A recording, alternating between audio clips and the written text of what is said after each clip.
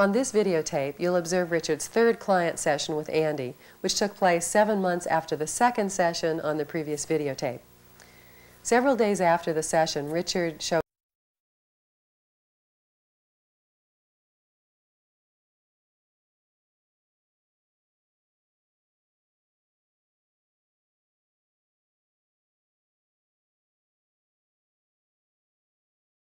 all 3 sessions to an advanced training group. Richard's comments on all the sessions are included on this tape for your benefit. We think you'll find Richard's interventions and comments to be fascinating demonstrations of his work using metaprogram and time sorting principles. If you want to know more about those areas, you'll find it on the videotape set Building and Maintaining Generalizations. See in the movie, when you watch this tonight with Andy, I do this to Andy to get him not to ramble, but see, when I ask questions and he's on track feeding me information I want, I just let him keep going. And then I ask questions, I use an upward inflection, and I get him to start telling me what it is that I need to know. And you'll notice that I let him run on in the beginning of the episode. And by the last one, the one we'll see tomorrow, I don't let him talk all that much. I'm all over his case because I already know what I need to know. Right? And I don't need to hear anything then. But I'm looking for finding out things about how he sorts out when to have certain problems, because I want to know how he builds generalizations. I mean, shit, if he can build, you know, hallucinated figures that follow him around, imaginary figures in his mind that pick on him and stuff, all I got to do is put some imaginary figures in his mind, in this case, me, right? Reminding him, you know, that it's your brain and you can use it. You know, and you can, and it's amazing when you look at the 3 sessions, one of the things I want you to do is to notice how clear Andy's mind is about what I told him to do. Because, here, you got to understand there's months between these sessions. And he said, well, you know, when the problem started, you know, I remembered, you know, to push the pictures away. And you told me to do this and stuff. And in this last session, it's really impressive how much of a handle this guy is getting on accuracy of the things that occurred in the sessions. Each one, his perceptions become that much clearer. And I don't care what the doctors say. I know, you can tell by looking at this guy from one film to the next that he's getting better. You know, you don't cure, you know, a paranoid schizophrenic, especially one that's on drugs, overnight. But you can make headway, and that's all you're ever doing with anybody anyway.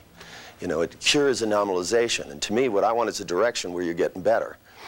And with this kid, I mean, in the beginning of the last session, his memory about what to do, and it's actually funny because he started to say that he had a certain problem. I said, fuck, we already did that last time. And he doesn't hesitate. He goes, you're right. He said, you know, it just slipped my mind. I said, I forgot, that's right, I forgot to use my brain.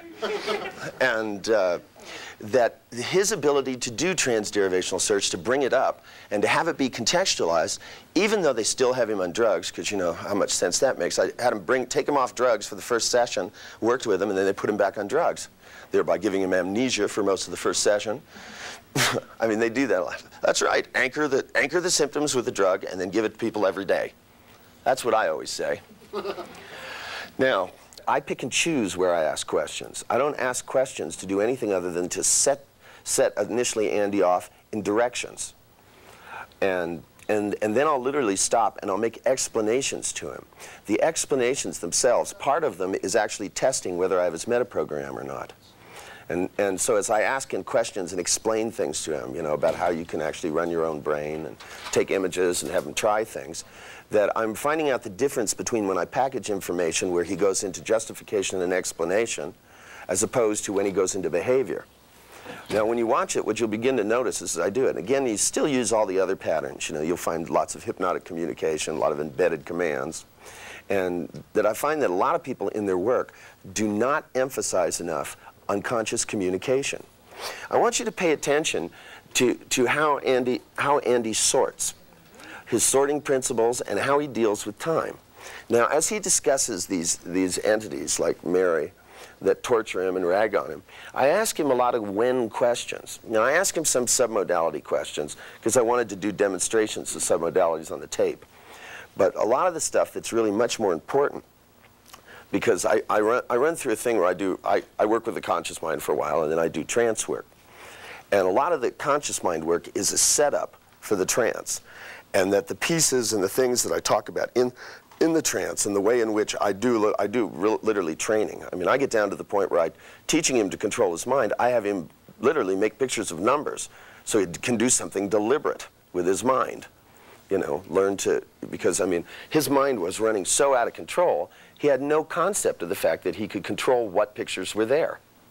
And getting him to be able to focus, I mean, so there are things that are in that level that rote. But what's much important of having him do that is I set that up as an example because I wanted him to build a generalization that it was possible for him to control what went on in his mind. And one of the things that you'll see on the tape, undeniably, between the first one and the one we'll watch together tomorrow, is that he has the belief that he can control his mind. He even talks about it being a pain in the ass to have to do it. You know, having to stop and actually control his own brain, you know, like having to do it 10 times, you know, in the same day, you know, and I mean, he thinks it's like, he said, it's like a job, you know, and he should get paid for it. Really, I mean, he really says, you know, and he does. And I mean, he even gets to the point in the third session where he starts making jokes about it. And I mean, if you look at him in the first session, how serious this kid is. And then in the last session, he's literally joking around with me. I mean, I actually missed one of the jokes because I was so used to taking him seriously. So when he said, you know, because he's starting to go out like on Friday night, they go down to the mall and cruise for chicks. And, you know, but they haven't actually talked to any of them yet, him and the guys that he lives with. It's nothing like 4 schizophrenics out cruising for chicks.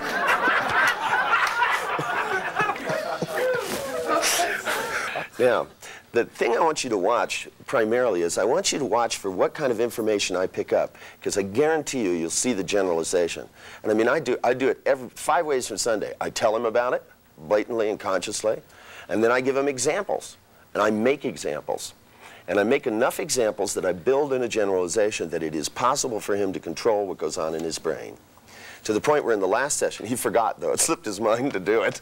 He started to go off on this thing about how Mary, you know, I said, wait a minute. I said, we already dealt with this last time. Remember, you can do this and you can, you know, erase her and stuff. And he goes, damn it, you know, I knew I forgot something. That's right. He said, when she yells at me, I can erase her mouth. Yeah, I remember. I said, yeah. And, you know, I mean, it's not that he gets rid of all of these figures. And then he said, oh, and I forgot from the first, and he immediately remembers then. It's one of the things about taking all these damn drugs they got him on. But he actually, when I reminded him, you know, about that thing, and he goes, oh, yeah, and smashing the TV set, too. I forgot that one. You know, it's like, oh, yeah, I got to keep this stuff on my mind. So I made him write them down. Right? I figured if they're going to drug him out, he could write them down, and at least he can read them and remind himself that, as long, you know, it's because, I mean, it's for him to get the state money, I guess he has to do what they say. I mean, being a schizophrenic is not an easy job. And it probably doesn't pay that well, but it's a living. You know, in Andy's case, I want you to watch in particular, because one thing about paranoid schizophrenics is we know, I mean, what's a paranoid schizophrenic going to be? Is it going to be a matcher? Mismatcher? Well, you know, you're going to have things where he's certainly going to disagree, and they say, but, you'll get the but, there's one thing you have to realize, and there's one thing you don't understand, a lot of those kind of phrases. And as you begin to do things, and like, you know, I use a technique called overpowering people. Like, you know, I go, don't give me this shit, come on, you know, just do this, do that. And where I throw back the same kind of linguistic patterns I get from them, because people's own patterns work really good on them. They really do. When people start justifying things, like the one I pulled with this religious guy, is where he claimed that since he was smarter than the average person, he had to spend more time and had an obligation to spend more time, you know, engaging in all of this, the religious study and stuff, because he could appreciate it more. And I turned around and I said, you really are smarter than most people? And he went, yeah. And I said, well, if you're smarter, then you should be able to do it faster. It shouldn't take you as long as other people, because you should be quicker on the brain. Used his own pattern right on him. And it's logic that's hard to argue with. It's not just logic itself, though. The presentation packaged it right inside his own program. So it was irresistible. The thing is when you put information into a system and it matches the system perfectly, it's absolutely irresistible. It's not that the information that you're putting is being forced through. It's that you can just put it out like bait, And if it's in the right package, it's irresistible. They want it. Okay, the other thing is I want you to notice how, as I ask Andy questions, one of the things I'm trying to elicit is the length of time, because one of the things that I know about schizophrenics is schizophrenics really get lost in time a lot. I mean, you'd have to get lost in delusions of things, and to really be able to find out what the length and the chunk of time is, so that when I go back and I build in a generalization that says you can change your brain deliberately, you know, if you actually do it. Because, see, I mean, he told me from the first session to the second session, he said, yeah, he said, I said, well, how's it going? He goes, well, he goes, that Mary's still there, you know. She's really a powerful one, Richard. It's so cute. I love this guy. You'll love this film. It's one of my favorite schizophrenics I've ever seen. He fascinated me. It was so cute about the way he did. Yeah, that Mary, you know, she's just real powerful. And he said, you know, because I remember that thing you did about taking the picture and pushing it away. And he said, and I'd push it away and it'd just come right back up, you know. And, but at least he did it. See, he learned that he could control his mind. At least he could do it, but he just couldn't hold it out there. Now, the thing is like it slipped his mind. There were other things he was supposed to do with it, but, you know. After the client session, he went back and they put him back on drugs, so I'm surprised he remembered as much as he did, actually. But one of the things you'll notice is that the way in which time is organized, the way in which he moves through time, because he's real in time, man, he gets into everything I have him do. And you watch, like when I did the first hypnosis thing, I knew he was scared about it, you know, because, you know, somebody had told him, and I knew, because he knew something about hypnosis was coming, you know. And he was real nervous about it at first. But boy, when you watch this guy get into it, man, you know, I had this thing, I had him come up and touch his face. And, you know, I kept having to say gently, because, you know, you don't touch his face, you start doing this. You know? And I mean, literally, he made his lip bleed. You can see it on the film. You know, just, you know, his hand was going to go through his face if I didn't stop him. But this guy gets so inside of things that he gets lost in them. And one of the things you'll notice is that I use that very mechanism to get him to be lost inside of being more competent. And you'll see right up to the end, where the end, or the piece you'll see tomorrow, I actually have him use delusions as a way of being more competent.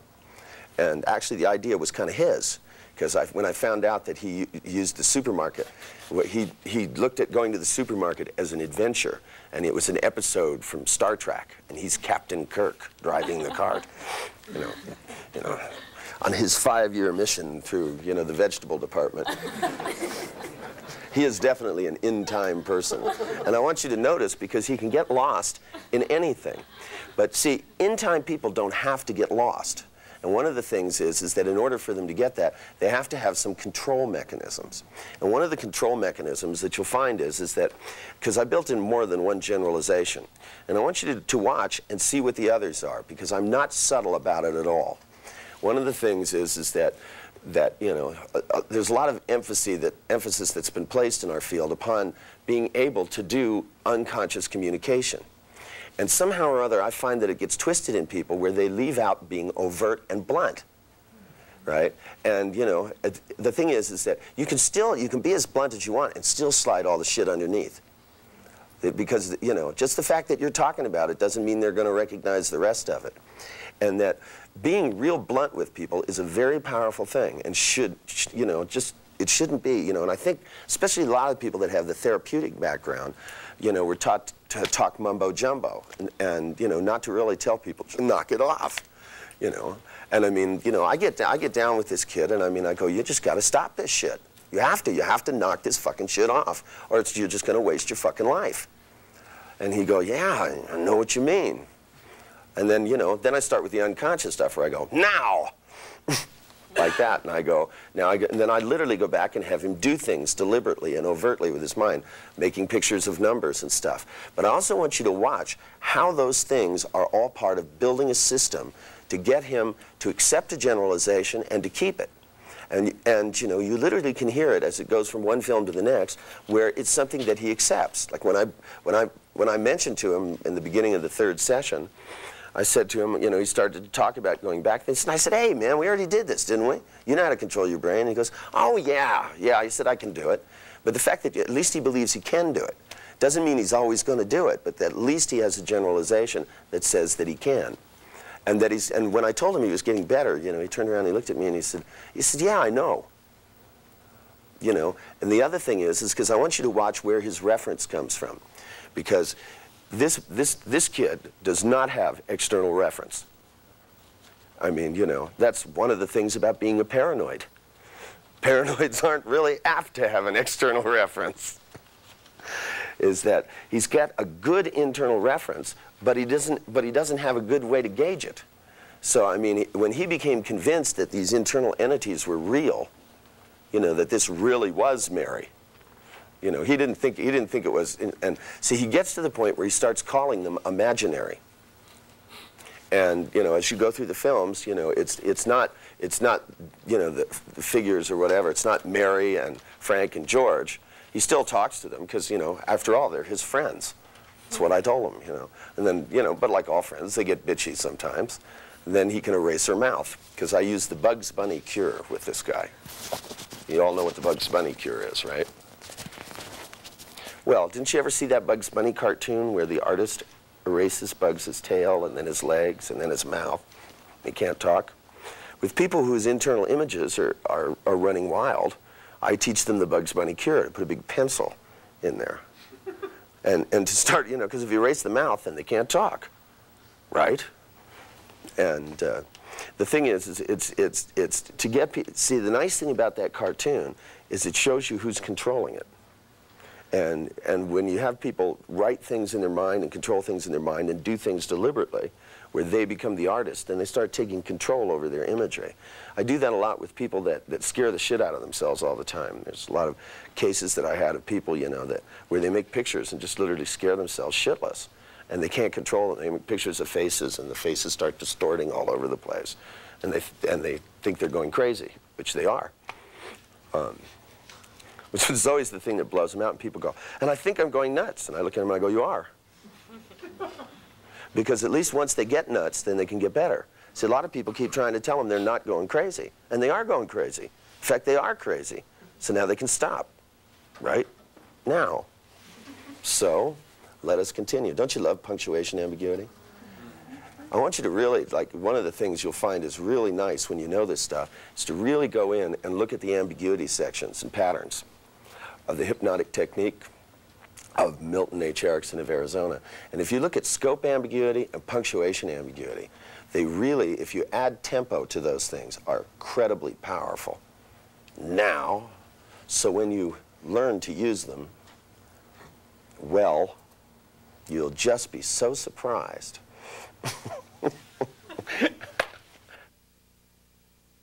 How'd you guys enjoy the film? Did you like that film? Yeah. Isn't he a wonderful schizophrenic? Which one? Which one?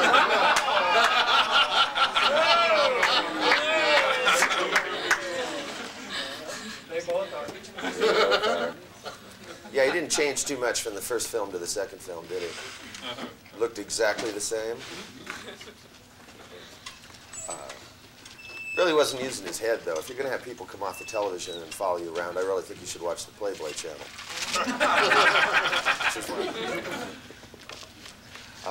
So what kinds of things did you notice? Tell me about Andy. She began. Did you see that there's lots and lots of different levels that I operate on when I see a client? I mean, everything from just straight direct command to, you know, to subtler things ranging from, you know, different forms of anchoring. And of course, unconscious communication. I do lots of that before I do the trance work. See, I noticed that a lot of people don't start doing hypnotic communication until they put somebody in trance. And it seems to me that that makes it a lot more difficult. One of the things I always found fascinating about what Milton did is that Milton always stacked presuppositions, that you were going to go into a deep trance before you did. When I was down there one time, there was a gentleman that had come to see Milton, and it was actually, he had reserved the time, but being the kind of person I was, I told him that he wouldn't mind if we stayed. I said, of course, she used presuppositions. I went, since you don't mind if we stay, we'll just sit right here, and Milton's office is very, very small. And at the time, he had 2 folding chairs in it, and 1 chair which was obviously the trance chair. And of course, then his desk chair. And they wheeled Milton in. We were all 3 standing there, and they wheeled Milton in and dumped him in the chair. And immediately, John and I sat down in the 2 folding chairs. Right? And the guy furtively looked around, and he became very, very nervous. I mean, this guy was scared. I don't know why, but people were terrified of Milton. And I figured you didn't have to worry that much. He could have crippled, you know. What could he do with just mere words? And so this guy looks at me and he goes, would you like to sit over there? And I went, no. And he looked at John, and John went like this. And the guy looked at the chair like this, and Milton looked up at him, and he got this big beatific smile and a little glimmer in his eye. And he says to him, he goes, that's the chair you're going to sit all the way into a trance. Now. The guy just went, And as the guy sat, when he got halfway down, Milton went, deep trance. That moment, you know, where you're falling, where you can't stop. And it was like the guy tried to hold himself. Like, oh, no, I'm going. Oh, no.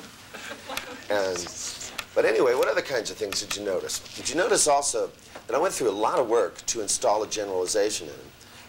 Because, see, part of course, being schizophrenic is that you're passive. It's, you know, that in relationship to your own brain. And one of the generalizations I wanted to build in him was that he could be active. Because of the variables, some of these things are more alterable and malleable than others, and without really messing things up. And of course, if you're a paranoid schizophrenic too, you have to stop and think about it, that things aren't going to get much worse. You know, I hear a lot of this talk for years about where the psychiatrists are worried about them because they're borderline. And if they're severely episodic anyway, you know, I figure, I mean, there are theories that actually will take them in and take them out the other side. I've always found that, you know, that if you begin to work with these people and begin to give them some what I call floor handles, that's where when everything is just totally, you're so drunk you can't do anything, can't stay on your bar stool, and the room is starting to spin, and you're down on the floor, you think things can't get any worse, and you think they might, you get something to hold on to. We're actually going to manufacture these for a while. So I know a lot of people that need them for their lives in general. That by giving them some floor handles, that is some things that they can hold on to. And also something that, not just with schizophrenics, but with everybody, one of the things that's real important is I want them to have some successes. Because I use those as the foundation of beginning to get motivation and to get hope out of people. That most of the people are so discouraged, especially if they've been through a lot of therapy, if they've tried to overcome their problems, that I want them to be able to do something that they never thought they could do. And I try to make that as pleasant as I can. If I can, I'll make it unpleasant, but I want them to succeed. Because I use that as the foundation right inside their convincer strategy to begin to install generalizations which are going to be more useful. Typically ones about having more control, especially over their brain and their lives. And I'll tell you, you know, when you start doing this, you have to use somebody's meta program and literally beat it into them. You know, you put it through every which way, 5 ways from Sunday, consciously, unconsciously, waking state, trance state, put it everywhere you can. Now, especially with people who are real dissociated and have lots of different states of consciousness, you know, where you feel like you're meeting a group instead of an individual. One of the things is you're going to want to install generalizations across states, which means you're just going to have to do it more than once. And you'll have to induce different states to be able to do it. Now, what other kinds of things did you notice? What were you struck by with the film? I was struck that he could do so much. That he actually did. As slowly he got it straight that he could do them. Yeah, if you give them, you have to give good explanations, and sometimes more than once. And of course, at first, it was tough for him. Yeah. You know, I mean, he was really straining. He had beads of sweat coming off of his forehead, but he got a handle on it. I mean, and by taking him through it, I mean, I was real impressed with him. He was a worker too. Wasn't he? Yes. Yeah, he was a worker, and you know, one of the things about you know, about being having the structures that it takes to be a paranoid schizophrenic is that you are somewhat self-referential. And I mean, you may hallucinate what's going on about the rest of the world, but your convincer strategy is very strong. It's one of the reasons why it's hard to talk them out of being paranoid. You know, lots of times people try to convince someone that there isn't a conspiracy, and of course they just look at them and realize that you must be part of it.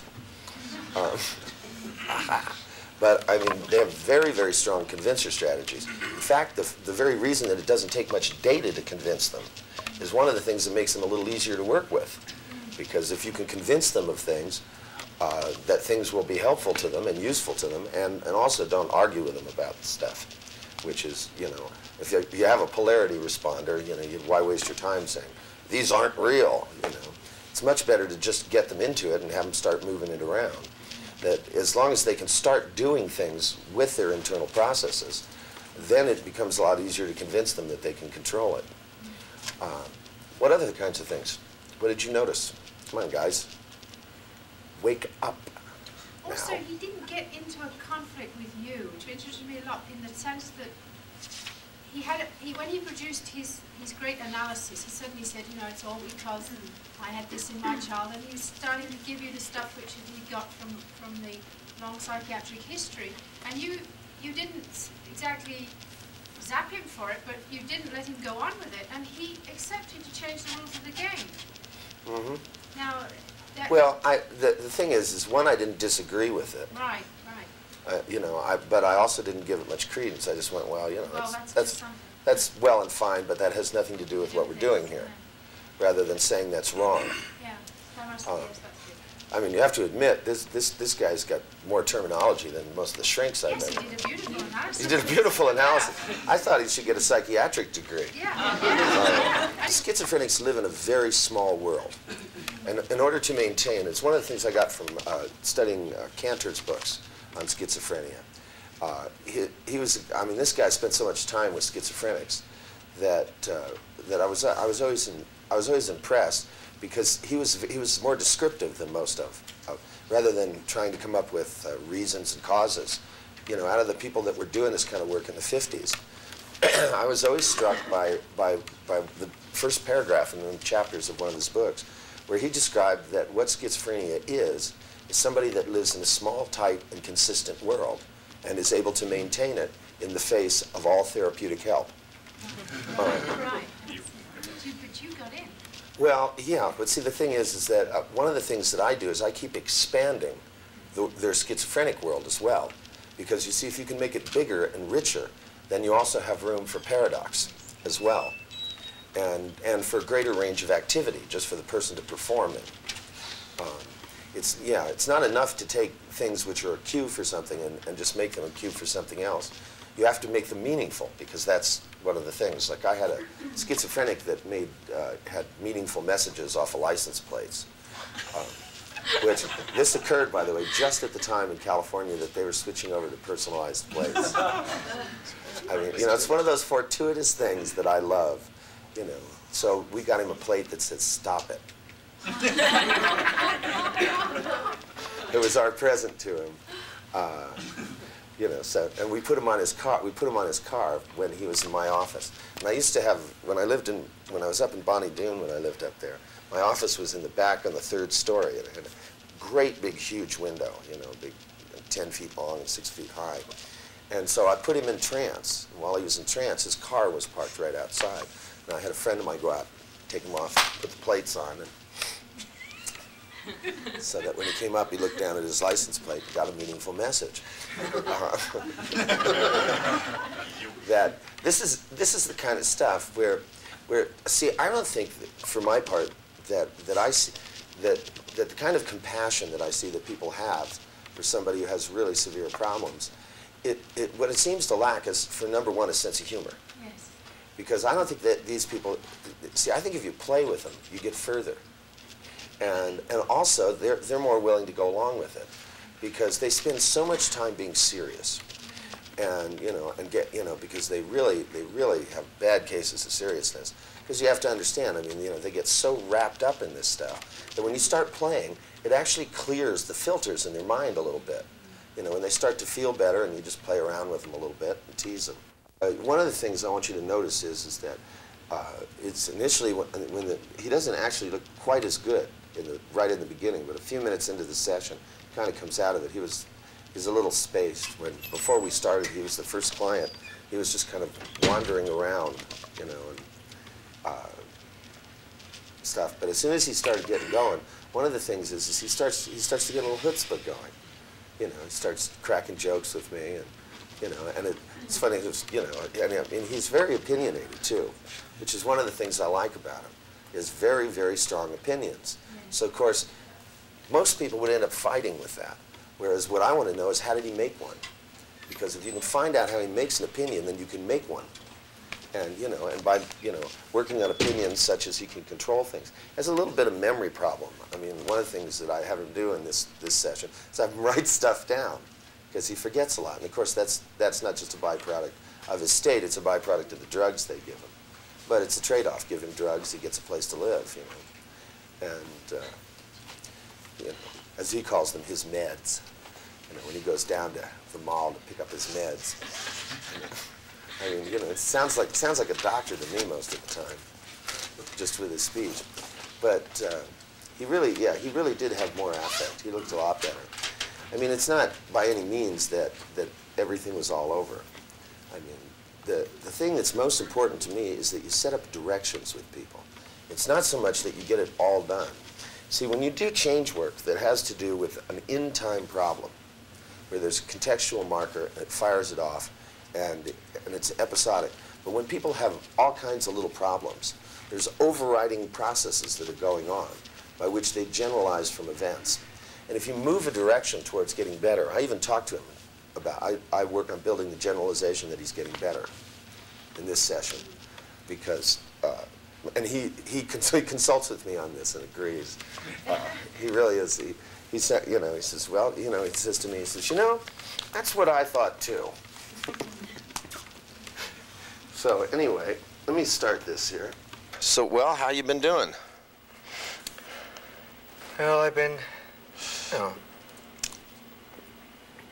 in some areas I've been doing all right, but in others, you know. Well, what's gotten better? Let's start there.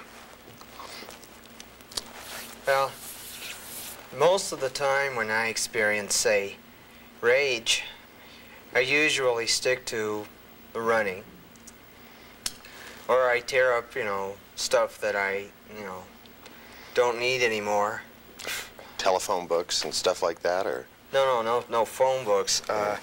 Stuff like empty plastic shopping bags. There's a thought. So what's gotten better? So what's gotten better is that when you feel rage, that you've stuck to taking it out on inanimate objects? Yeah, but, you know, most of the time, though, not all the time. No, well, I don't do it all the time that way either. Well, I guess somebody does. Yeah. Well, my socializations and outings have gone a lot better, too. Well, like what kind of things have gone better? Well, like I, you know, go out with friends to, you know, to one of their employers, and we have, you know, dinner where they work, or where the friend works. Is that something you wouldn't have been able to do before? Maybe, you know, it could, you know, maybe so, because Well, the first time I was you got to tell me. invited I don't know. I wasn't there. That's right. Stop. What I wanted to point out here is that one of the things that I go right into here is just I literally start with the presupposition that things are getting better. And what I'm going to do is, as he attempts to answer the question, what I'm going to look for is what kind of generalizations exist that would lead him back into shitty stuff. See, in other words, to maintain the world where you believe that things are going to get worse, it's like, as he pointed out when he said, well, things are, you know, some ways better and some ways, you know, it's not perfect. It's like when you do, any of you have ever done any body work, one of the things that amazes me is that I've done things where I've taken people who had, like, you know, their arm is like paralyzed, right? 45 minutes later, you know, they can move it around and stuff, and they'll look at me and they'll say, yeah, but if I take it and I go like this, it still hurts a little bit right here.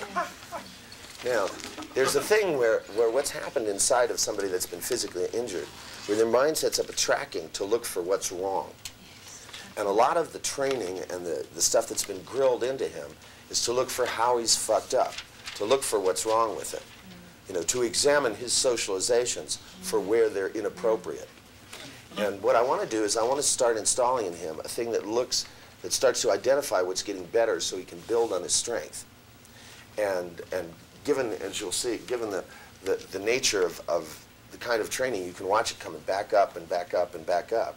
I mean, he even like, you know, is so sorting for problems. He sorts for when he doesn't have anymore. But I was told before the session he doesn't have problems with. And he brings it up, and then I reminded him he didn't, and he went, oh yeah, you're right. You know, because he's so used to the minute you're in a session, you know, examining the things that aren't working rather than examining the things that are and going with them. I wasn't, Is that bothering you? well, the only reason it's bothering me is because it's touching me. That's one area that has not gone better. Okay, well. I don't know, so I'll just have to hold it like this. So it doesn't touch you? Mm-hmm. What will happen if it touches you?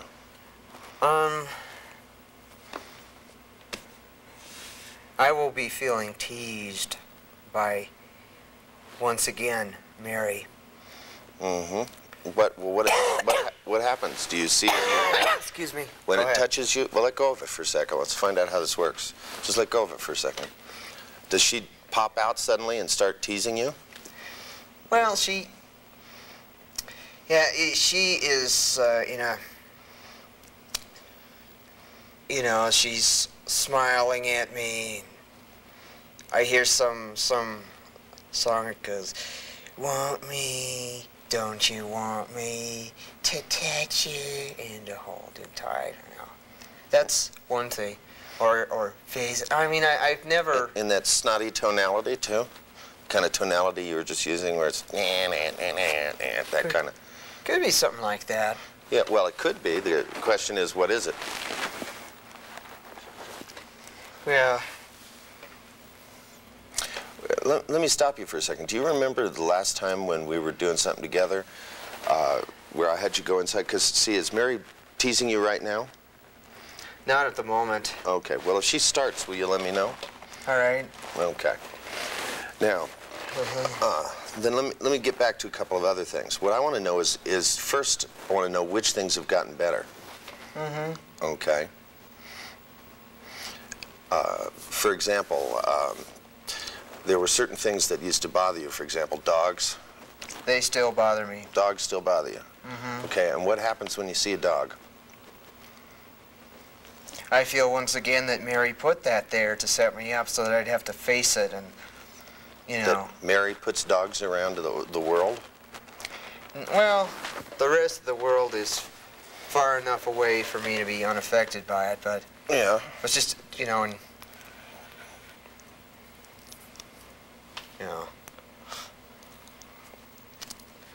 I still have trouble with dogs, though. With dogs. How about guys with long hair? Same thing. They still bother you? Mm-hmm. Okay, and what happens when you see one? I feel revulsed. Yeah. My mind thinks, my God, I don't believe it. There's still all these long-haired freaks even though it's the 1980s. It's funny, that's about what I think. Yeah, how's that a problem? Well, don't you find it amusing at all? That some people don't know what year it is? No, I guess I don't find it really amusing. Okay. Well, how does it annoy you? You seem to be letting an awful lot of things bother you somehow. Well, that's one way of looking at it. But another way is that problems I have, you know, are still eating at me. Well, that's another way of looking at it, but are the problems eating at it, or are you doing it yourself? How would I be doing it myself? Well, it seems to me, remember when you were here last time we did things like when you stopped and you looked at a dog? Uh-huh. And you made it so it didn't bother you. Do you remember that? I may have done something like that, but I don't quite remember it.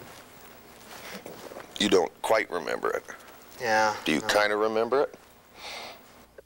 See, if you pay attention to the modifiers that people use in their language, so if he says, well, I don't quite remember it, then all I got to do is feed it back.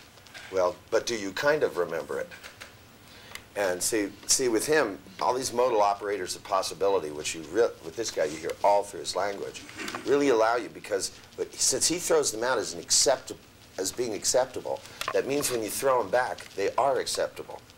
You know, if I were to say to him, well, you know, you can't look at it that way, then he would abreact. Where if I go, well, you can kind of look at it this way, and if I say, well, he says I don't quite remember, and I do, and I say, well, do you kind of remember? And then he goes, yeah, and then I'll go, then I can lead him in, and watch how quickly he can get it all right back. Yeah, I do right now. Okay, well, if you're capable of doing it, then the thing is that it seems to me that if you can do it once, then you would be able to do it in other situations. Mm-hmm. Do you know what a challenge is, Andy? Yeah, I think I know, but you go ahead and tell me. No, what is a challenge a good thing?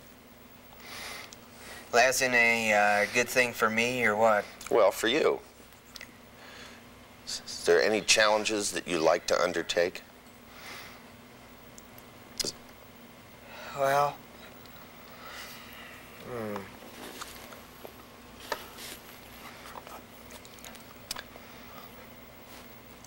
Well,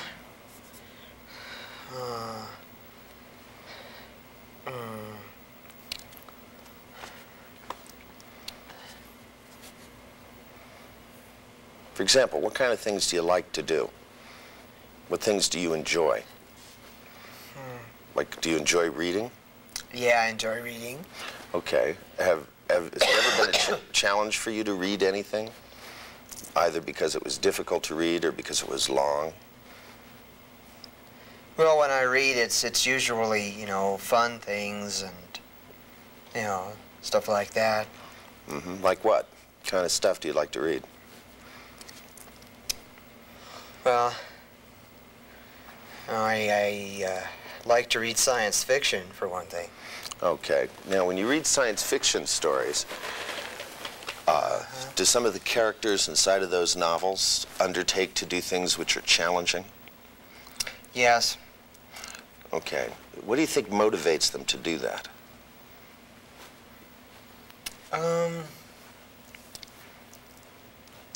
Let's see, let me see if I can give a specific example. All right. I have a story.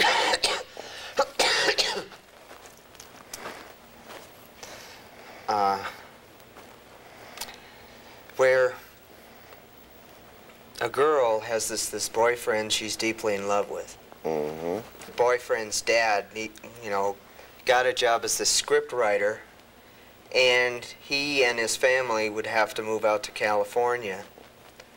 And the boyfriend and the girlfriend would have to be apart from each other, and it was something the girlfriend, you know, at first she came up with a solution that maybe the boyfriend could stay at her uncle's. Mm-hmm. And when she asked her uncle, she got some more bad news. The uncle couldn't pay enough money for the mortgage of that apartment and his record store, so he'd have to move away too.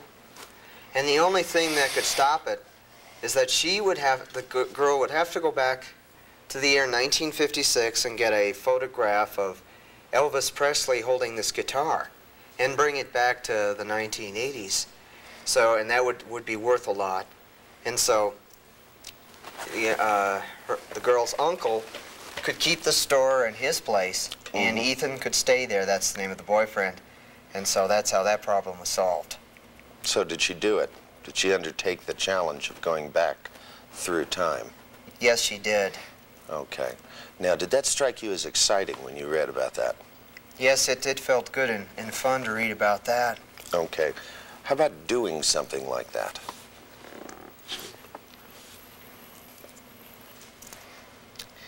You know, I've thought of stuff like that too. Let's see. Not only is reading challenging for me, but watching certain TV programs. Well, I was thinking about the challenge that she undertook. She undertook to do something that where, in essence, she conquered a problem. Right. Okay. Now, it seems to me that one of the things that you have going for you is that you have a lot of challenges ahead of you. Uh-huh. Now, And what are some of those challenges? well, one of those challenges is that, see, I seem to have memory. To tell you the truth, I'm a little bit disappointed. Because when you were sitting here, you were able to deal with a problem where you looked at a dog and you could take a breath and look at it and go, that's a dog. So what? So that wasn't a big issue. You see, there's really two kinds of things in life. There's ones that are fun and ones that are a pain in the ass. Uh-huh. Now, when you undertake something and you deal with a problem as a challenge, it becomes something that's fun to do. It's like when you read about the heroes in the books that you read. Oh, like that lady time traveler? Yeah. She was somebody that when she saw a problem, she just kicked the shit out of it. She did something about it. Right. Instead of worrying about it and letting it get the best of her. Uh-huh. Now, there are a couple of things that we did here last time that were techniques that were things that had to do with you being in control of your own brain. Right. Now, if you close your eyes for a minute and think back to how it felt for you to be able, you know, there's a dog sitting in front of you, and you looked at it and went, took a deep breath, relaxed, and went, it's a dog. So what? Yeah. Now, being able to beat that challenge. Now, the other thing you did is if you close your eyes, and remember, one of the things you did is you took a picture of Mary. Uh-huh. And you did things like you took the artist's pencil in your mind and just erased her head and put a giraffe's head on it. Oh, yeah. Uh-huh. You remember doing that? Yeah. Now I do. Now, if you stop and do that right now. Can you do that in your head Okay. now? Now, if Mary was like bugging you, Yeah, go ahead. singing a song, if you want me, nah, nah, starting to get on your case, and that started, instead of it getting to you, you took a deep breath and turned around and said in your mind, okay, bitch, this is the way it's going to go. Pull out your artist's pencil and simply erased her mouth, something that all women fear in life. Trust me. Right. A fate worse than death. Something most guys fear too. Uh-huh. That what would happen is that you would take control of the internal things, the internal world that in essence is the challenge that you've got ahead of you. Mm-hmm. Because you see, every day when you get up, you can let these things get to you or you can do something about it. Mm-hmm. And I don't care, there isn't any psychiatrist in the world, there isn't any therapist in the world that can do something about your brain. The only person that can do anything about it is you. Mm-hmm. Now, if you can start taking it and changing your attitude about it, you can turn your whole life around. Uh-huh. But you got to do it. Mm-hmm. Now, I know that if I sat here, you could probably bring up a whole bunch of different things that bother you. Mm-hmm. Now, what I'm asking you is to attack the other part of it. The thing is if you ain't having enough fun, I found out then you have time for problems. Does that make sense? That's a very good point. That makes sense. Yeah. Yeah. And the thing is when I started to ask you about what your success was, you started to tell me about the things that weren't working. Yeah, because your initial question was, what things have improved? What things in my life have gotten better? Mm-hmm. Yeah. Now, what things in your life have gotten better? And I found that a hard question for me to answer, really. Well, yeah, but you see, that's the whole point, though, isn't it? Mm-hmm. Seems to me that we should be getting down to the things that are getting better, and if not, those are challenges. Just like every story you read, there's somebody in it that has a challenge they have to face. Mm-hmm. Now, the people that get the most out of life are the ones that look at things and when something occurs that's a problem, instead of going, oh, this is something terrible. Yeah. Instead of an adventure, that's my terminology for it. Yeah. The thing about building in a generalization is, is because if he's that self-referential, as I began to talk about disassociated, about people, I even made a gesture like this, about people that do it this way. That's a test to find out, did the generalization get in? See? First I've got to do, first I'm doing a content reframe, where you reframe, you give them, here are your choices, things are going well, or you have a lot of challenges, okay? Now, in his world and with him, things are black and white. I mean, they're this or they're that. So I kept presenting things to him as if there was no middle ground. And when you get down to making things either or in his case, and you put one half of it on other people, then he is going to accept that he is the other half. And that's the way the generalization slid in. That's the way in which suddenly now he looks at problems as an adventure. Anytime any one of these things bother you, or any of this mental stuff, because you got a lot of things, you got years and years of practice. Now you got to think about it this way. If you practice for years doing something, it's a little hard to stop. I mean, just think about it. That, there's an old story that a friend of mine used to tell about an animal that was kept in a small cage. Right. And it would pace around in that cage, and at a certain point in time, they removed the cage, but the animal still walked around like the cage was still there. Another example is like sitting in a jail cell, not knowing that the door was unlocked. Well, yeah, after a certain number of years, you might not even try it to find out. Now, the thing is that what I want to do today is to work on something which might be a little different for you, because I mean, I keep hearing that you have rage. Of course, I haven't seen it, so I don't know for sure, but it's true. But go ahead. Well, I'll take your word for it. Okay. Trust me, I don't need. I get people yelling at me all the time. I don't need any of that. But the thing is that what it tells me is that at least you're a guy that's got plenty of energy. Right. Because I'll tell you, you don't want to know what the worst clients of all are. Of yours or of any? Of mine. I don't know about anybody else, what they like and dislike. But I'll tell you, the worst clients of all are the ones that are apathetic, that have no energy. The ones that sit around and go, I don't know what I'm going to do. And then you say, well, try this. And they go, well, but if I did, then this. See, what I think you can do is to take all this rage and begin to turn it around and make it into something productive. Because it seems to me that the things that are making you mad in the world, to the point where you want to tear up plastic bags, the only thing is that tearing up plastic bags don't pay well. How do they not pay well? No, it doesn't. You don't get paid for tearing up plastic bags, do you? No, I don't. I guess there's no jobs that require that kind of experience. Well, I thought about it, I mean, after I watched wrestling on TV, I thought if they get paid for that, you get paid for anything.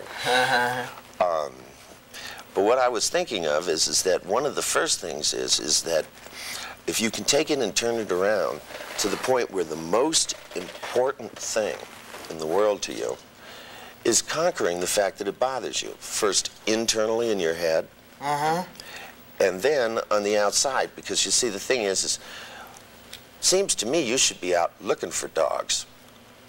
How's that? Well, so you could walk up to them and make sure that it doesn't bother you. Because otherwise, there's always going to be dogs sneaking around in the world looking for you. Whereas if you can make it so that it doesn't bother you anymore, go out of your way to make it, just like this girl went back into the 50s to make sure that there was no problem. It seems to me that you could go out, and it could kind of be your job at first, so to speak. Yeah. Which is kind of what I have in mind. Now, for example, what do you do to have fun?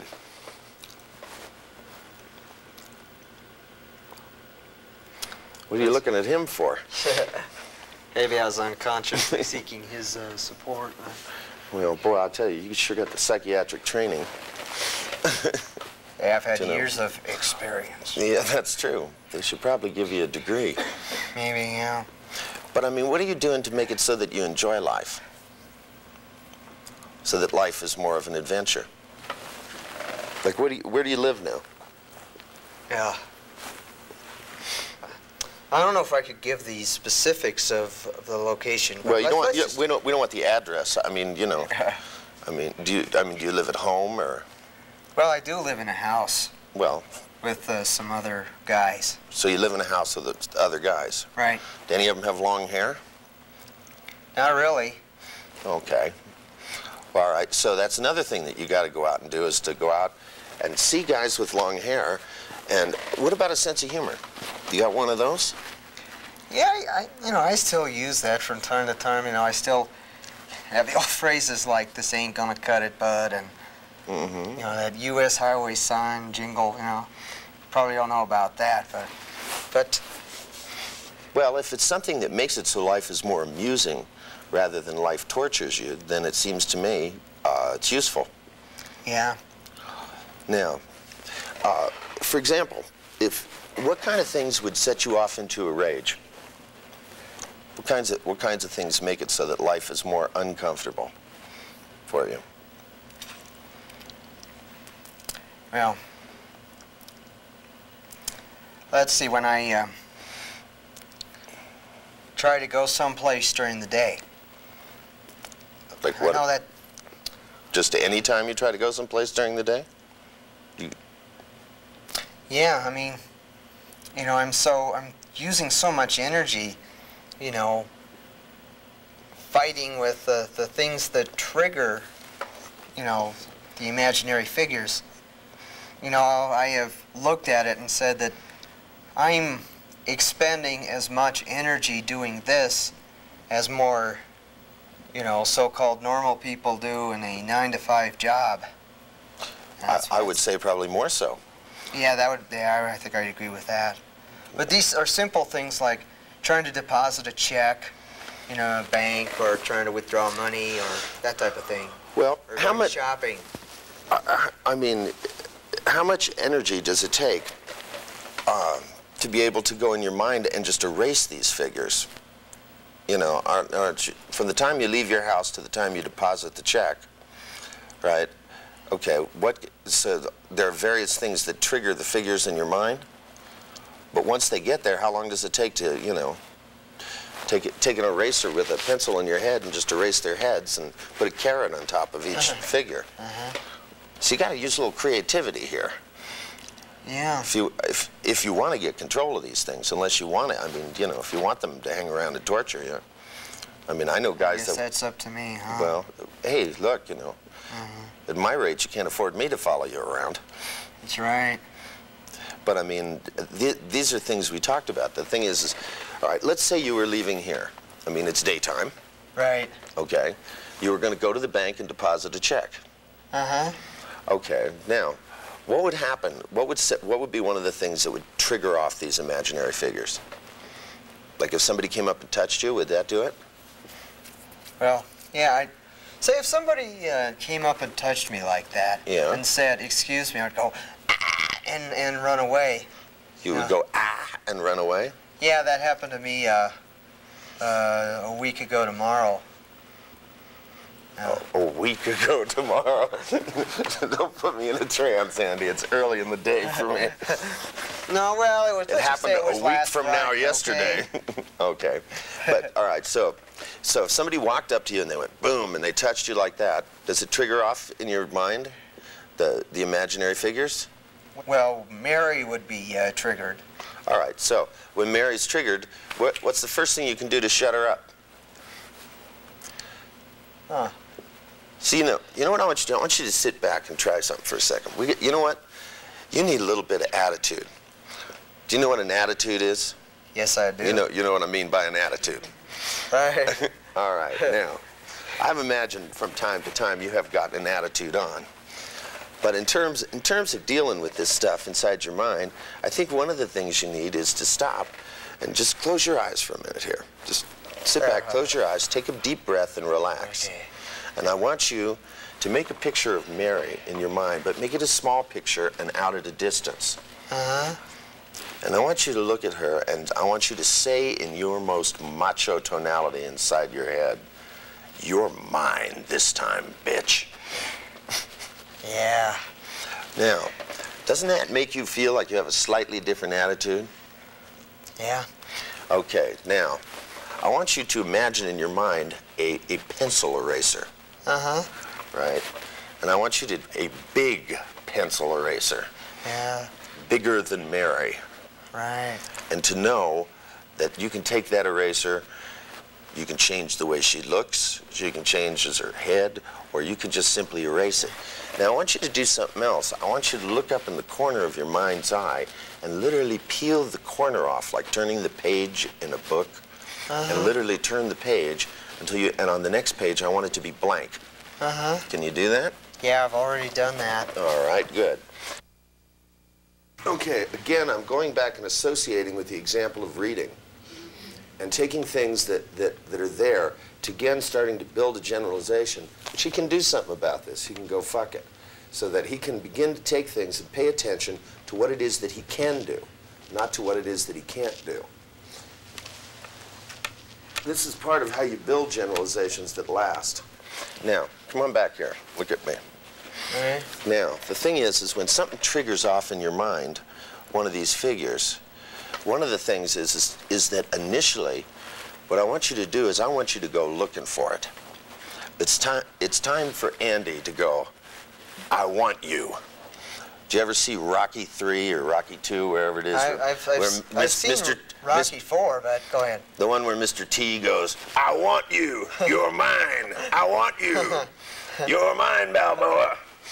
Yeah. Yeah, well, this is kind of the attitude I want you to have. What I want you to do is just think of what the hell, somebody walks up to you in a crowd, because, I mean, let's face it, from a very practical point of view, you know, basically in terms of biology and everything else, you ain't all that different from me.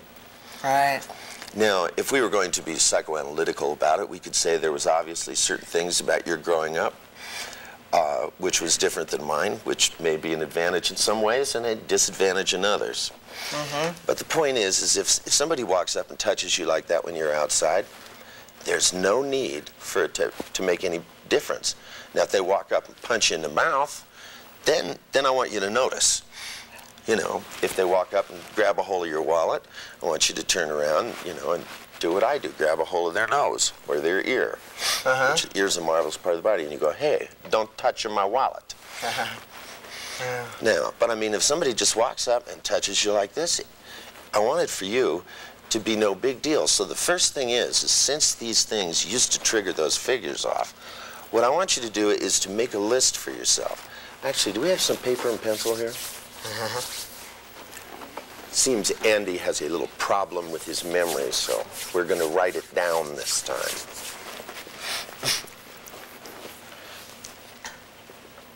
How much time do you spend with your brother? Do you spend much time with him? Well, we spend Saturday together, and that's about it, with the exception of special occasions like Mother's Day or birthdays or holidays. So, good. Saturdays will be fine. So I'm gonna get your brother to help you. I want you guys to go out looking for trouble. That's what brothers should do anyway. That's what I always wanted a brother for, was to go out and get in trouble with. I always had to do it all by myself, you know. You were an only child, Richard? Well, not exactly. I have a sister. I just didn't grow up with my sister.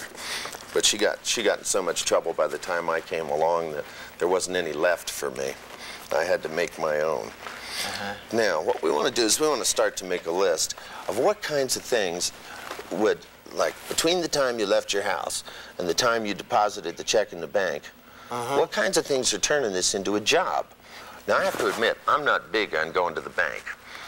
You know, and it's not one of my favorite places. You know, if I say on one hand, you know, I could go out and party, and on the other hand, I have to go to the bank, and I go like this, you know, party definitely wins. But if you know, the people in the bank are nice. I've always met a lot of nice, supportive ladies to, you know, help me, and not just in the bank situations either.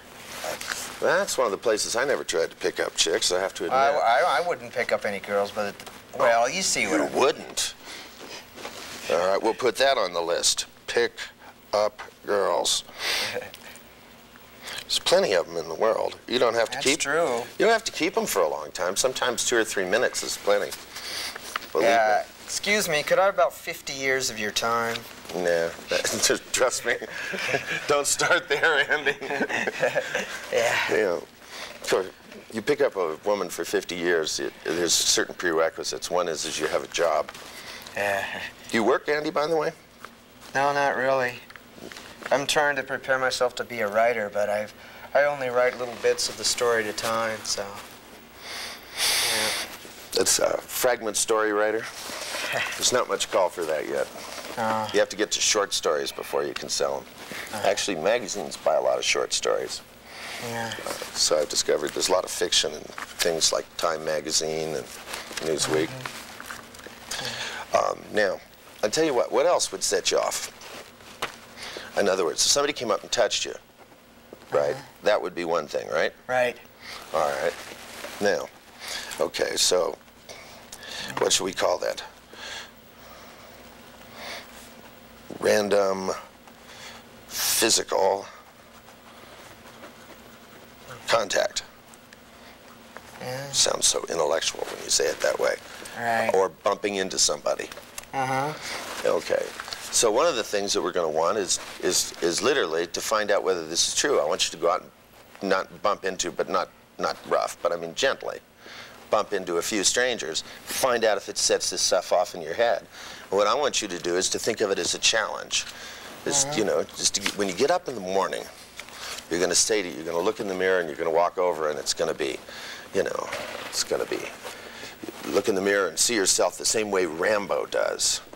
You know, that you got a whole day ahead of you of challenges. And that you're going to beat them now.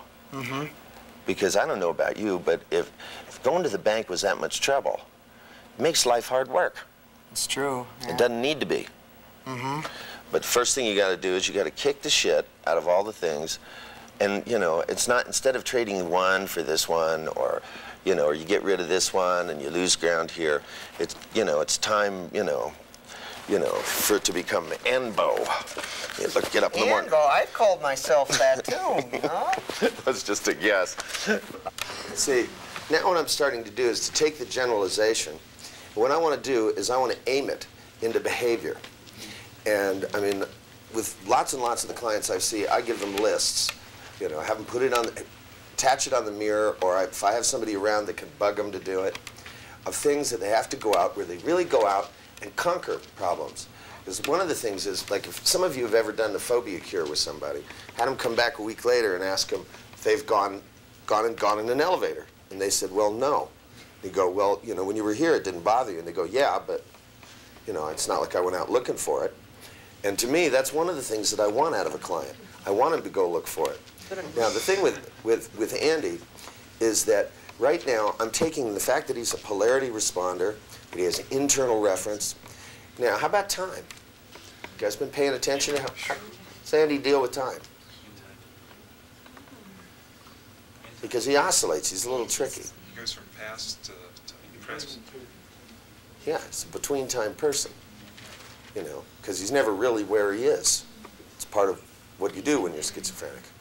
And that so what I'm doing is setting up between time tasks for him, right? Because now he's going to become Anbo.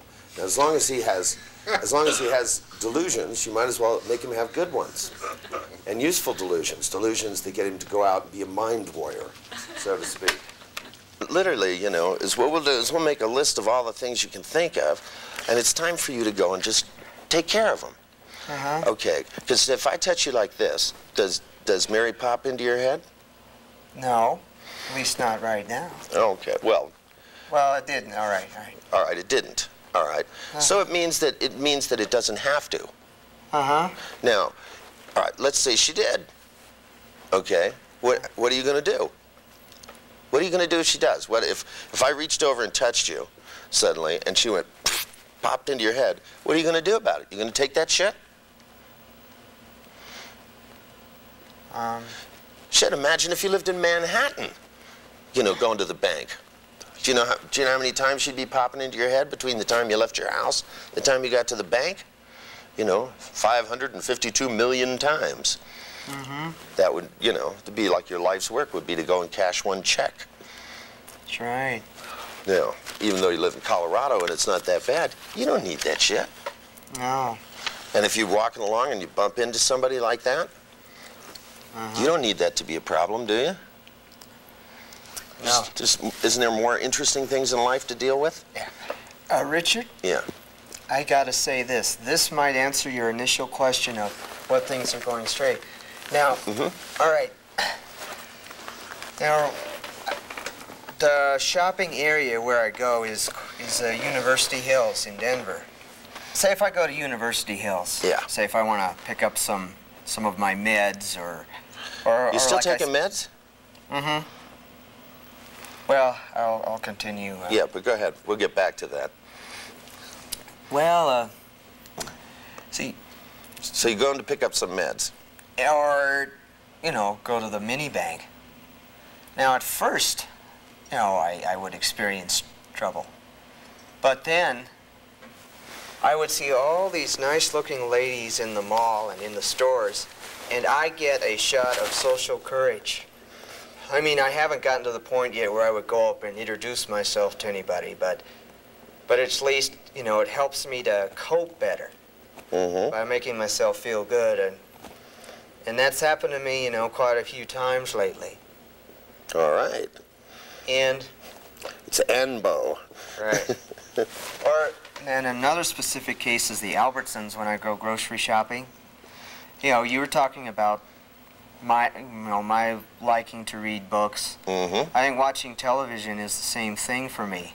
Yeah. Like, sometimes, like in the store, I think of like I'm in a certain episode of, say, Star Trek. You know, not instead of like Rambo, it's more like Captain Kirk, and you know, it's like an episode. Maybe I pretend that I'm Kirk with another crewman, and I'm in this secret base, and I'm risking getting captured by the people who are guarding it, and we have to get out in time, and you know, that type of thing. So that's and it has started to become fun in that area. I think that's something you should know. Well, now it's time for your missions, Captain Kirk. All right. The point is that the missions that you accomplish when you're in these places have got to be a thing where we take and make a list of the things. For example, I already know that you know how to make it so you can look at a dog and it doesn't bother you.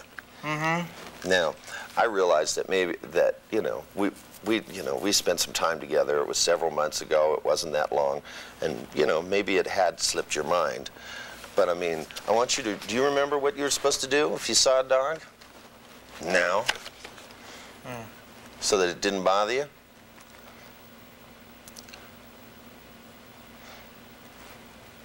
It's just in your mind, just imagine there's a dog sitting there wagging its tail. A long-haired dog. All right. All right. Does it bother you when you think about there being one there? No, not really. I just see the dog just lying on the carpet looking, you know, just sitting there. Now, do you think that an imaginary figure in your mind can put a dog in the real world on the outside?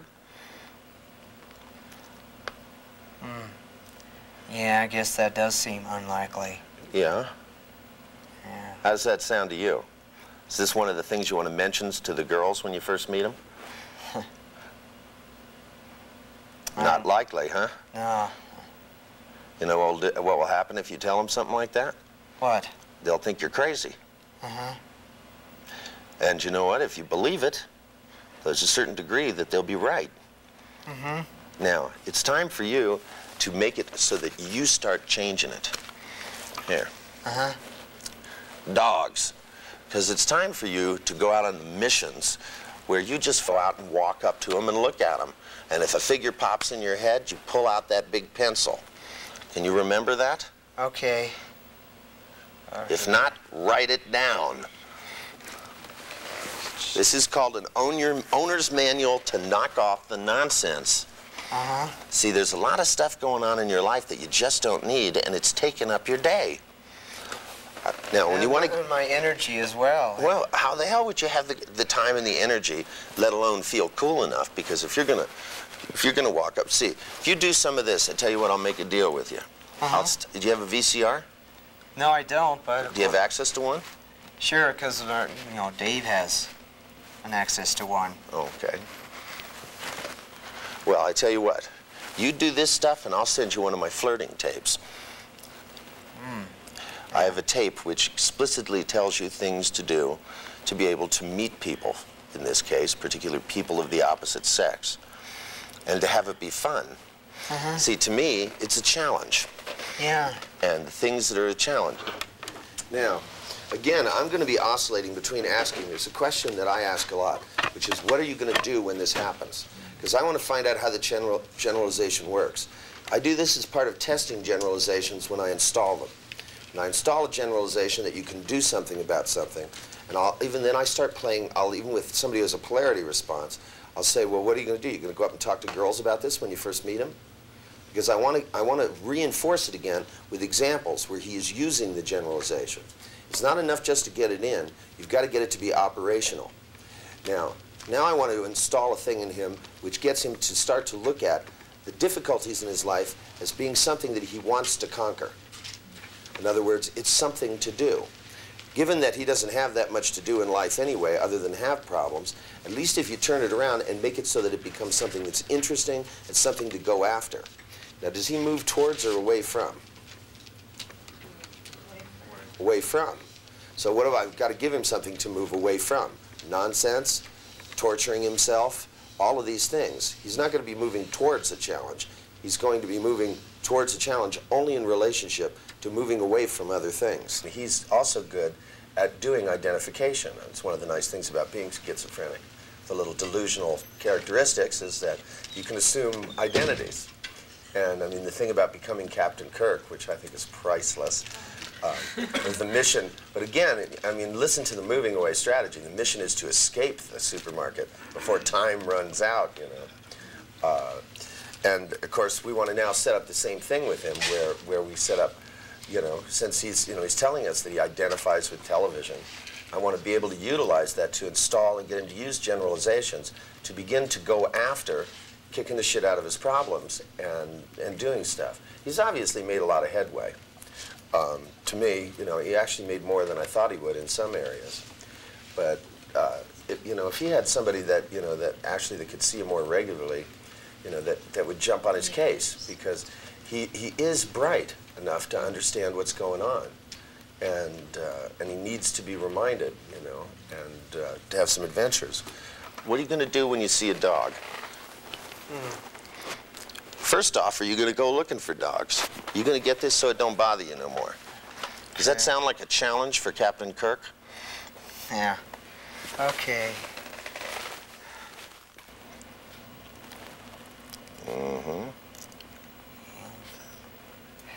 Bus.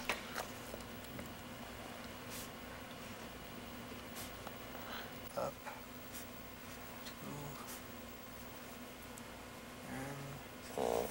And what? Walk up to them and, in your mind, first you have to go, Captain Anbo. You can combine them all. It is your mission today to conquer the nonsense. Yeah.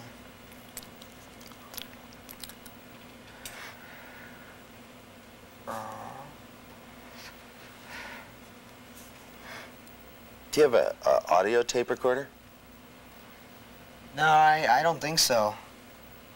Well, wait a minute. Yeah, I do. I have a combination radio and tape player. Oh, that'll do. All that's I would need to get are some cassettes. Well, that's what I want to do. I'm going to give you a cassette. What we're going to do is we're going to take this session and we're going to put it on audio cassette. And when you get up in the morning, play it. To remind yourself what your mission is. Okay.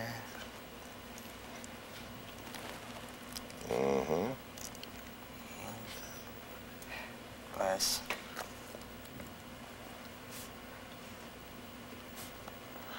Picture them being less threatening. No, no, no, no, no, no, no. Uh-huh. Picture them as being no big deal. They're not threatening at all, are they? And? You know how to tell when a dog is threatening? Uh-huh. What does it do? Growls. Right. If it ain't growling, it ain't no problem, right? Right. Threatening and... And what happens if any of these internal figures come in and start pestering you?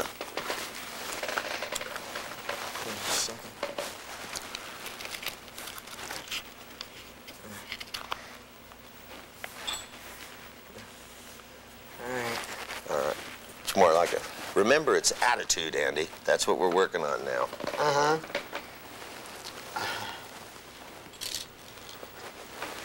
Ooh, fear of videotape. We have a new film. A phobia. A phobia. Let's get him, Andy. Okay. All right, bud.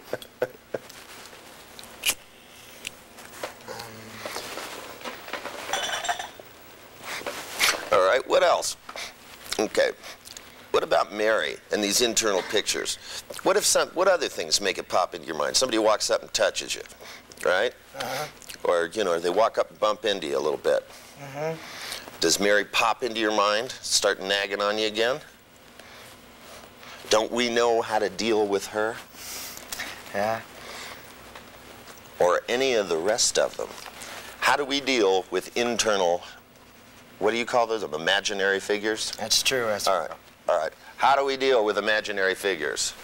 Right, imaginary figures, topic head. See, you got to remind yourself, especially if you're going to take these meds, they'll make you forget to do things. Imaginary. I'll never forget when I was in the hospital and they introduced me to the wonderful world of Thorazine? No, Demerol. Uh-huh. I could have just lived there forever. But I decided I wanted to have a life. Yep. Imaginary figures is... All right, how do you deal with imaginary figures? Here's the key word there, imaginary. Mm-hmm. Underline it. You bet. If you can imagine a figure, you can imagine a big eraser.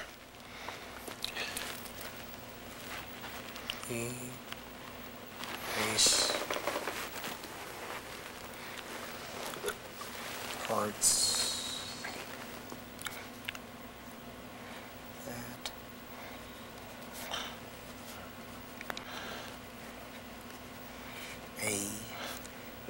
Erase the parts that you hate. And what do you do though? There's one other piece to it. It's not enough just to erase the things you don't like in life. You gotta put in something better in its place. Is that it? Hey, it's, Mary shows up. You know what you got to do? You got to go, we're going to be having some fun now. Uh-huh. Because remember what you can do with that eraser. You can erase anything. That includes clothing. Mm-hmm. You got to be able to say, we're going to have some fun now. You can put horns on her, a giraffe's head. You can make their ear. You can make them all into, like Spock with big ears. Mm-hmm. You can do any damn thing you want to them. Right. So as long as you're walking to the bank, you can be amusing yourself. Think about it this way. If you can turn a supermarket into a starship, Uh-huh. you can turn them into any damn thing you want. Right. Make sense? Uh-huh. Good. Write it down. Uh-huh. Never thought about it. Going to the supermarket's going to be more fun from now on. I always get something good out of this stuff.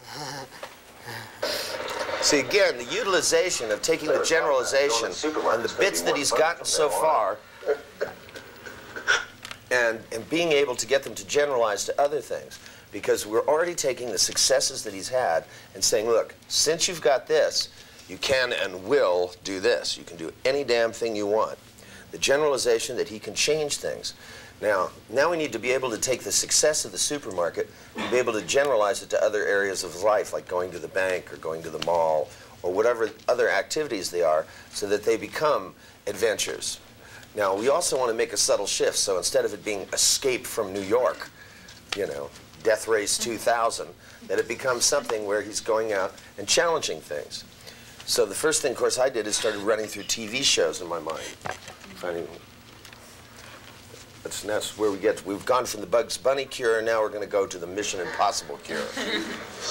All right, now, I want you to stop and try it. What imaginary figures can bother you?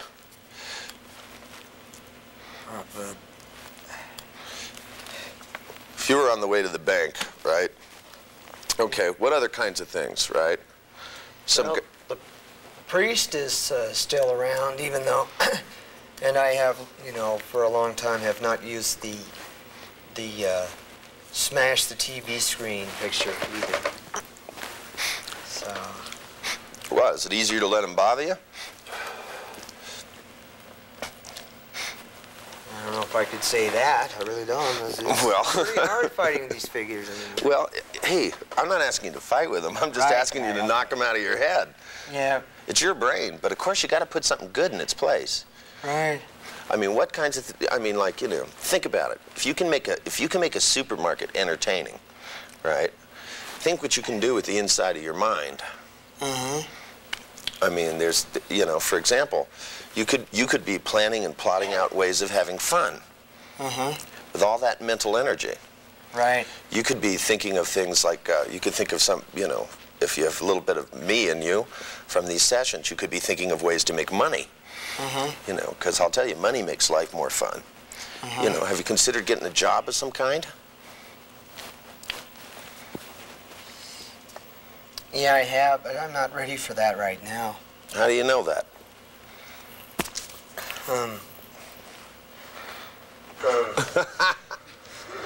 Hit him in the sore spot. They'd never want to go to work, boy. It's the same with the client we worked with. It's anything that they can do to get out of work, boy. Is that your opinion or other people's opinion? I don't know. It's just something I haven't thought about because I've been so busy with this other stuff. Well, if you get rid of this other stuff, think about it. Well, I mean, how much time do you spend during the day doing all this crap?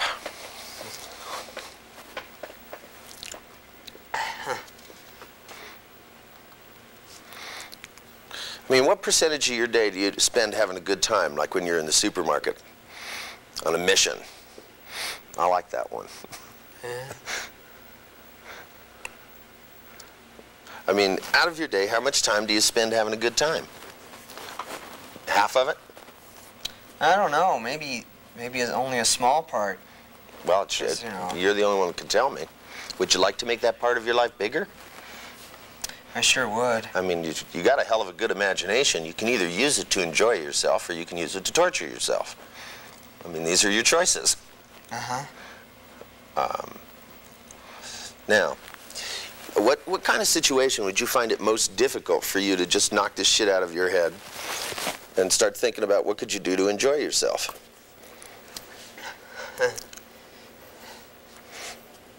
You've been using the thing about taking a deep breath to relax? We talked about last time. Do you remember that? Yes. Mm-hmm. Have you tried it? Well, not. Yeah, I guess I have, but I have trouble with that too. I start breathing like a little like hyperventilation. It was a deep breath, Andy. Uh-huh. That's one deep breath. If you keep taking deep breaths, you'll pass out. We don't, you know, we don't want you to start hyperventilating here. It's just take a deep breath, and then just simply relax. And put yourself in state. Remember when you were sitting here and you were very, very relaxed? Yes, I remember. I remember the last thing you said was it's time for me to grow up and lighten up. Lighten up. Do you know what lighten up means? I sure do. Okay. Lighten up is see, in your head, when pictures start to bother you, you take the brightness knob and you just make it get lighter and lighter until it goes white. You ever taken the brightness knob on a TV and just turned it all the way? I think I have. Yeah. Well, you can imagine what it would be in your mind, right? Okay. Now imagine, let's say you have 3 or 4 figures in your mind, and they're all going, You can see them there. You take the brightness knob and you turn it all the way to white. What happens? Can't see them at all or even hear them because they're all drowned out. That's a quick way, huh?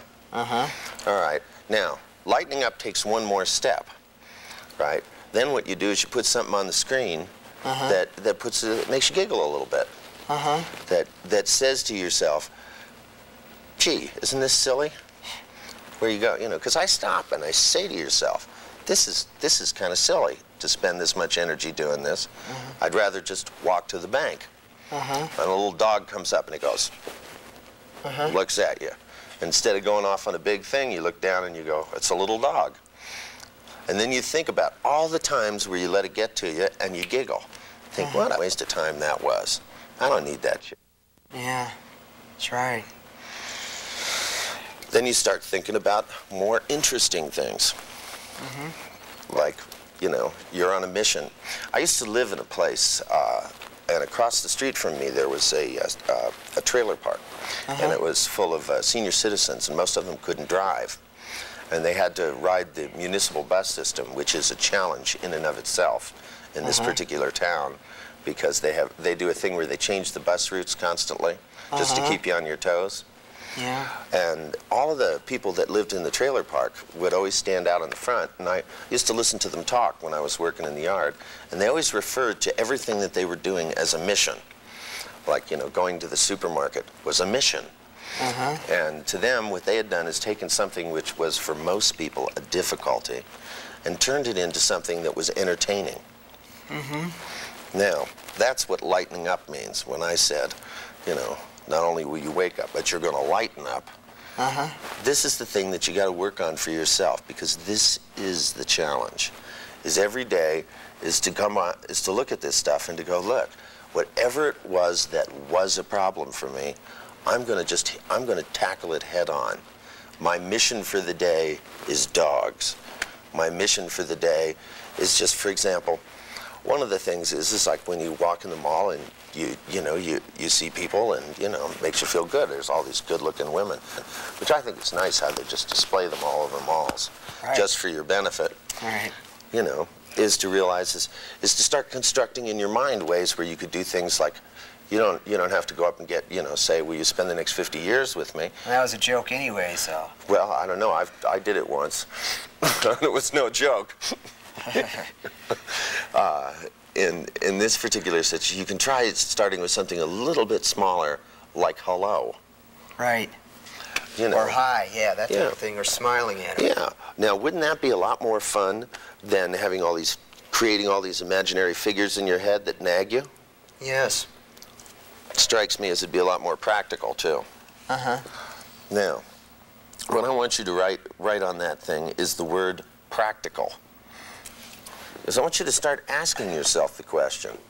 For example, you know, is it practical for you to, you know, to spend, like, from the time you leave your house to the time you get to the bank, how many times, you know, do you have one of these little episodes with your imaginary figures?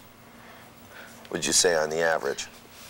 I haven't really counted. Maybe about 10 times or so. How far is the bank from your house? Yeah.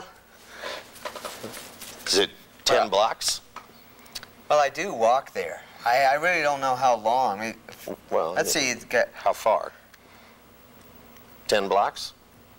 Maybe 10 blocks or so, or say I go east on an avenue. Okay. Well, let's say it's 10 blocks. Okay. Right. Then the challenge for you is to be able to go to the bank, and the first morning, you know, see if you can cut it down to 8 episodes. Then the next day 7. The next day 6. Then the next day 5. And then 4.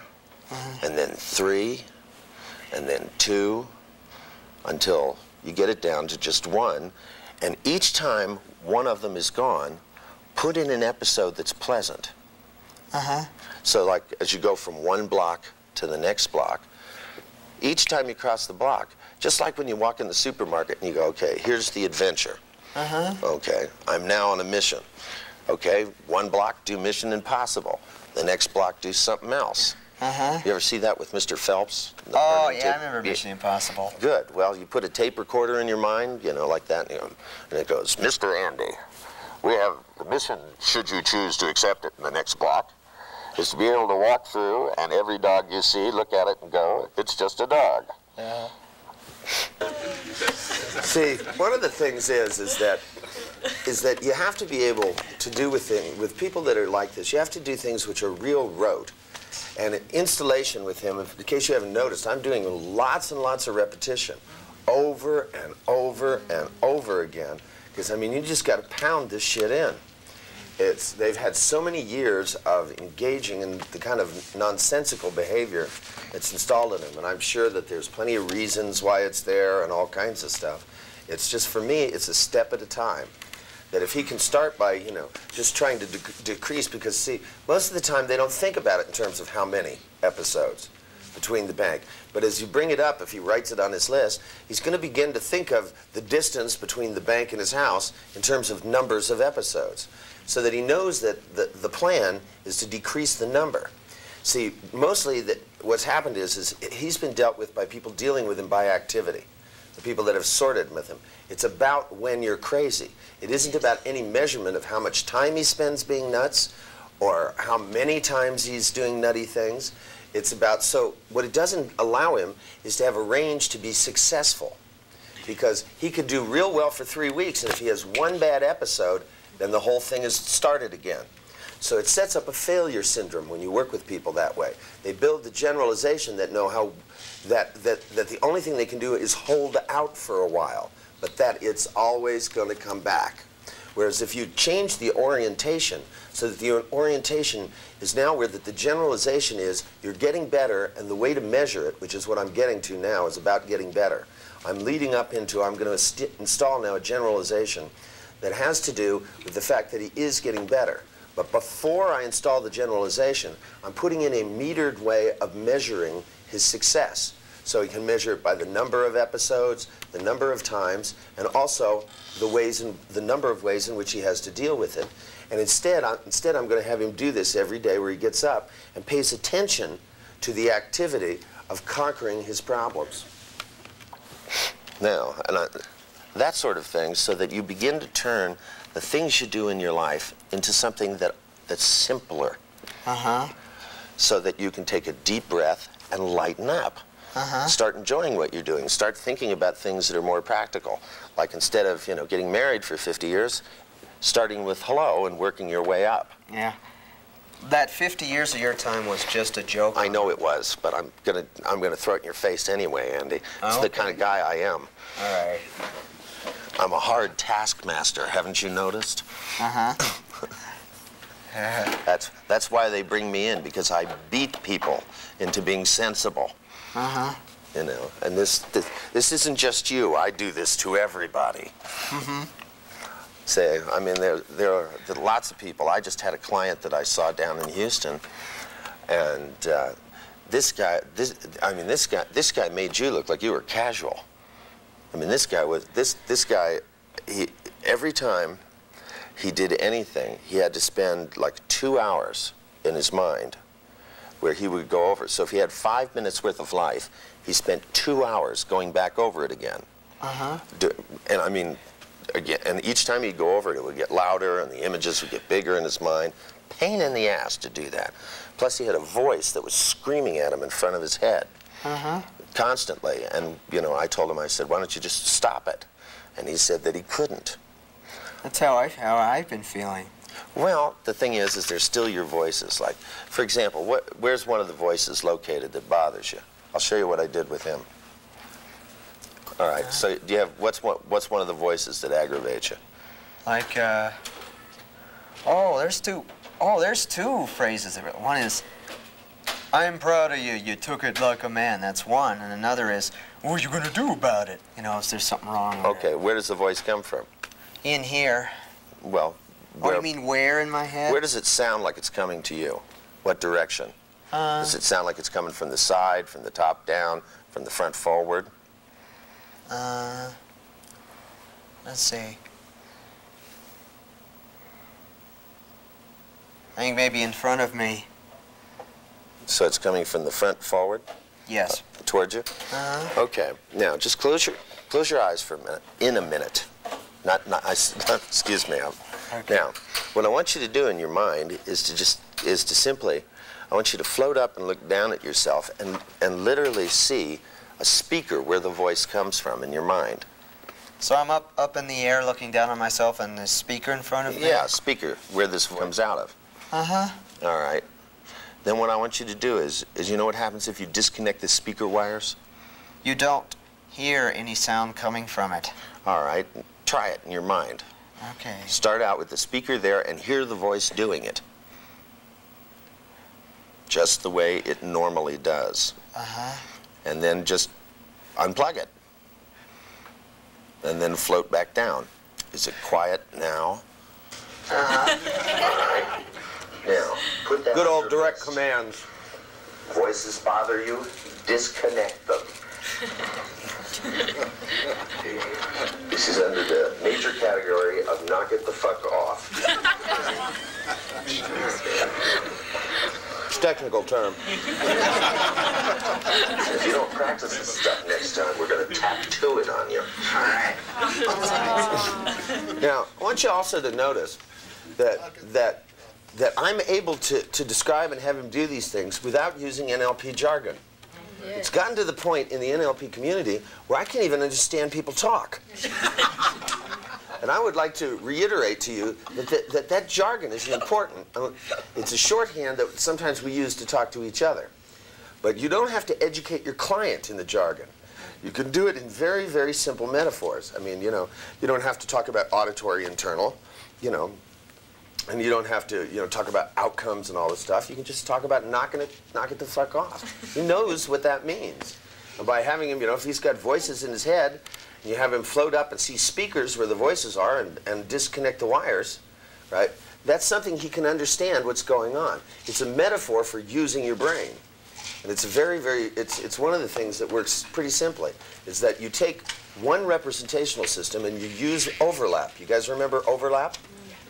You overlap into the other system and give them control so that they use one system to control another. And especially when people have wanton and rampant internal processes, it's one of the things that will help you to get control, because they can't get control directly in the system that it's in as easily.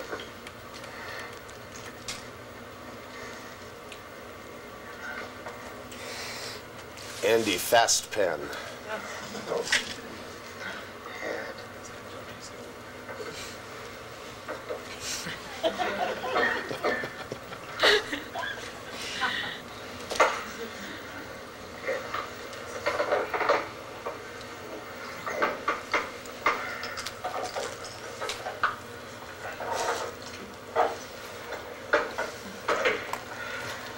Come on, Andy.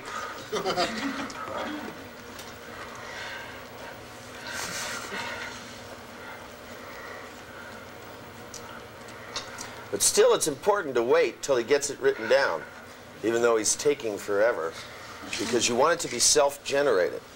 Remember, I picked up that pad and held it on my lap, like I was going to do this. And then when I handed it over to him, it's because I want him to identify with being in control. That's part of how I want to reinforce this generalization. All right. You hear that? There. Okay. I can't help but notice you left one of them out. Here, put in number 3. You left one of the things we talked about off. Okay, number 3. Okay, we'll just put this under there for now. Plan fun. Block by block. Oops. Oops. Oops, we left that one off. Plan fun. Plan fun. Block by block.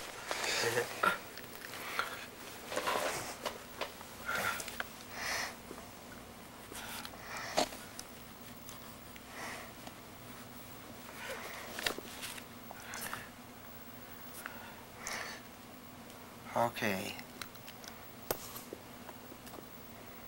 Now, the other one that got left off of there is 4, is that when you get up in the morning, I want you to look yourself in the mirror, and I want you to make sure you tell yourself you're not going to go through this crap all day long like you have been. Uh-huh. That you've had it and you're going to put an end to it. Yeah. It's your brain, and you're going to run it. Write it down. It's all the things that we've done here, all the techniques, the things about the smashing the TVs, or as you so aptly put it, you could just turn them off. All the things that we talked about, I want you to keep doing until you have control of your brain. You can make it do what you want to. So that if somebody comes up and goes, touches you, you turn around and go, excuse me, instead of having a raging flurry of things go on inside your head. That's too much work. Don't you agree? Yeah.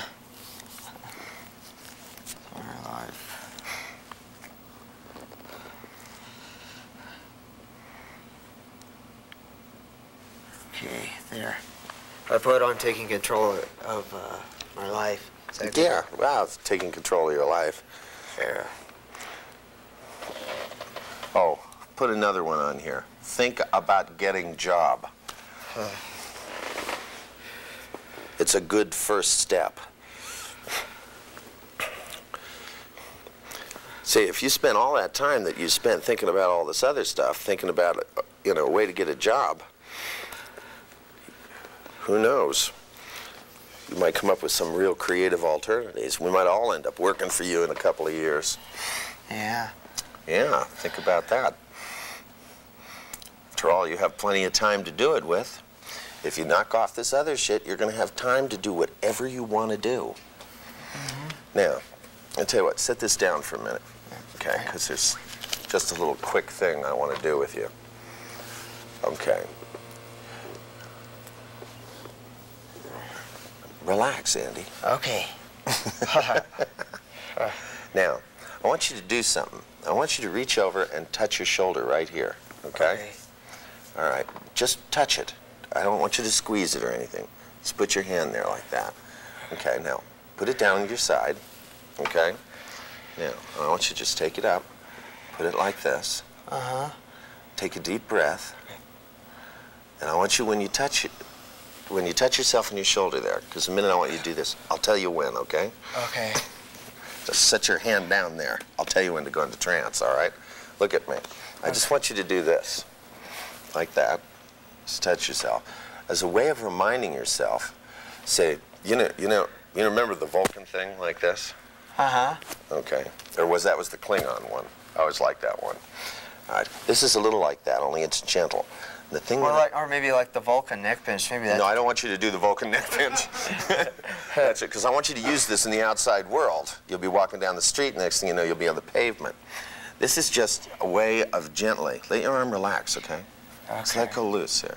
You got to learn to loosen up a little bit, Andy. Lighten up and loosen up here. Got to think casual. Okay, because whenever things start to bother you, what I want you to do is take a deep breath and go, I'm not going to take this shit no more. And then when you bring your hand back across, I want you to bring it right across your face like this and wipe whatever pictures are bothering you out of your mind. Okay? Now I want you to start. Pick one of the pictures that bother you. Okay, can you pick it? Yeah. Put it right in your head. Bigger, brighter. So it starts to aggravate you. Then take your hand, just touch yourself on the shoulder, take a deep breath, and bring your hand up across your eyes, just like that, and wipe the picture out. Is it gone? Yes. All right. Then you just let your hand go down, and I want you immediately to think of something pleasant. For example, out of the last session that we had, since then, what's one of